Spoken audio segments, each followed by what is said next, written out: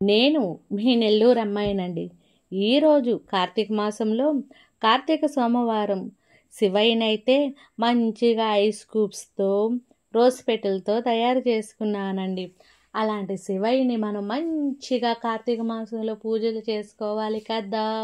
వీలైనంత వరకు లేడీస్కి ఇబ్బంది లేని టైంలో మంచిగా శివయ్యని పూజ చేసుకుందామని మేమైతే ఇల్లు షిఫ్ట్ అయి ఉన్నాం. కొన్ని వస్తువులే దొరికినాయి ప్యాకింగ్స్లో. వాటిలతో నాన్నని మంచిగా పూజ చేసుకోవాలని కార్తీక మాసంలో కార్తీక సోమవారము రోజ్ పెటల్స్తో ఇలాగా మీ ముందరకు వచ్చేసాను.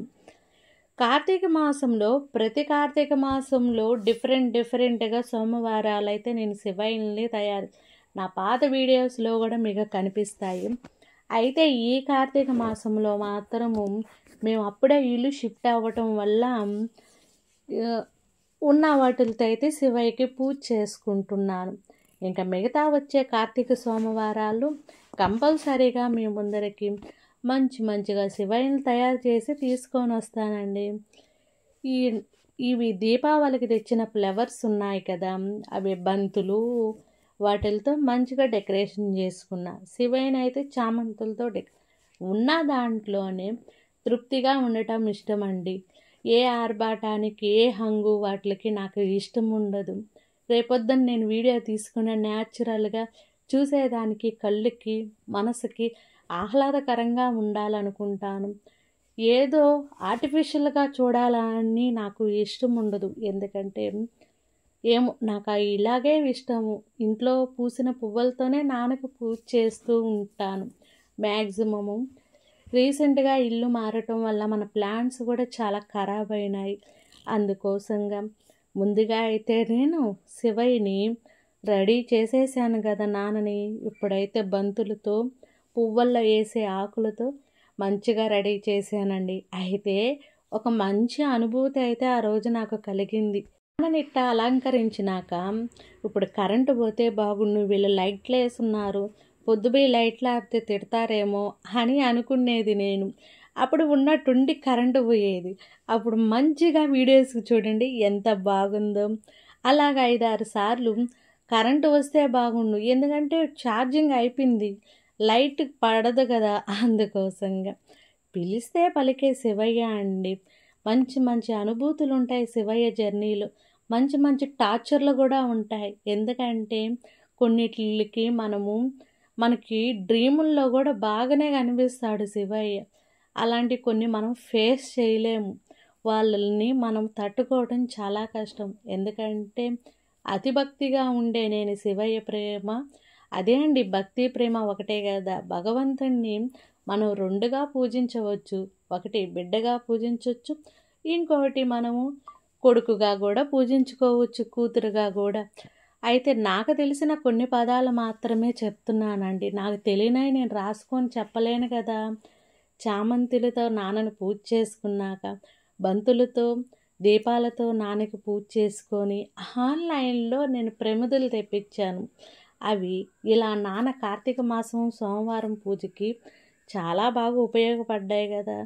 కార్తీక మాసంలో మనము దీపాల దానం చేసిన శివయ్యకి విష్ణుమూర్తికి ఎంతో ప్రత్యేకమైన నెల ఇది. అమ్మవార్లకి అయ్యప్పకి అందరూ దేవతామూర్తులు మాలలేసే మాసం కదా. సముద్ర స్నానాలు చేయటంలో నదీ స్నానాలు చేయటంలో ఇంకా మంచిది కదా. ఇప్పుడు అన్నీ అపార్ట్మెంట్లే కదండి. పల్లెల్లో అయితే ఇవన్నీ సౌకర్యాలు ఉంటాయి. వీలైనంత వరకు కార్తీక మాసంలో వీడియోస్ తేవడానికి ట్రై అయితే మాకు ఈ మధ్య కదా తుఫాను పడి ఆగింది. ఏం తుఫాన్ అది? మేదా తుఫానా మెంతాకు తుఫానా? నాకు నోరు తిరగట్లా. ఆ తుఫాను తాకిడికి నదులు వరదలై పారినాయి. ఈ కార్తీక మాసంలో మొదటి సోమవారం మన శివయ్యని ఐస్ క్యూబ్స్ రోజ్ పెటల్స్తో చేశాను. రేపొచ్చే కార్తీక మాసము రెండో సోమవారం శివయ్యని ఎలాగో తయారు చేయాలి. పువ్వుల్లో వేసే ఆకుతో బంతులతో ఫ్లవర్ డెకరేషన్ అయితే బాగుంది కదా. అప్పుడప్పుడు మనం చాలా ఎమోషనల్ అయిపోతూ ఉంటాం.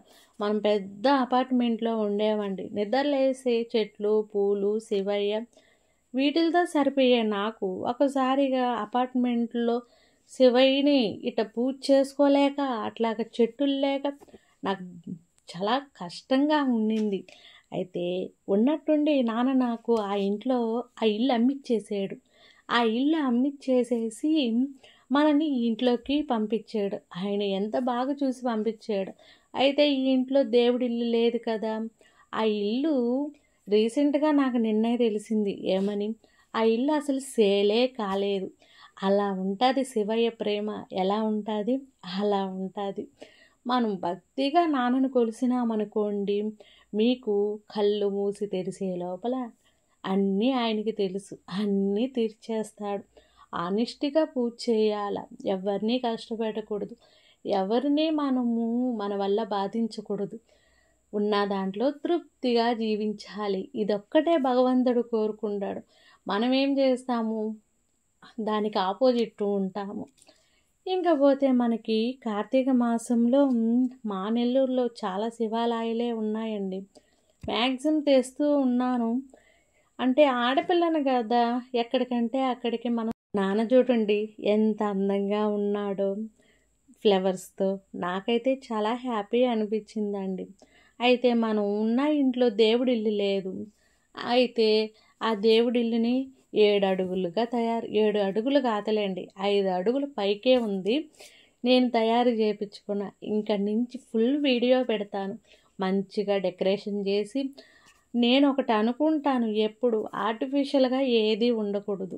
మనం కూర్చున్న కాడి నుంచి లేయకూడదు. అన్నీ మన చుట్టూరే ఉండాలి పూజ చేసుకున్నప్పుడు.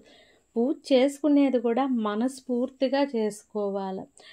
ఏదో చెయ్యాలి అన్నట్టు కాదు.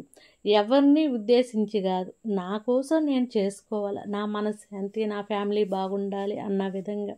అందుకోసమే ఒక చిన్న ఫ్లవర్ గార్డెన్ చేశాను నాన్నకి. ఇంకా నువ్వు మీ నాన్ననొక్కటే పూజ చేస్తావా అనుకోబాకండి. మా ఇంటి దేవుడు వెంకన్న, అమ్మవార్లని అందరినీ పూజ చేస్తాను. ఒక పరిస్థితిలో నాకు శివయ్య అండగా నిలిచాడు కష్టకాలంలో. అందుకోసంగా శివయ్యని ఎక్కువగా పూజిస్తాను. ఏమంటారు?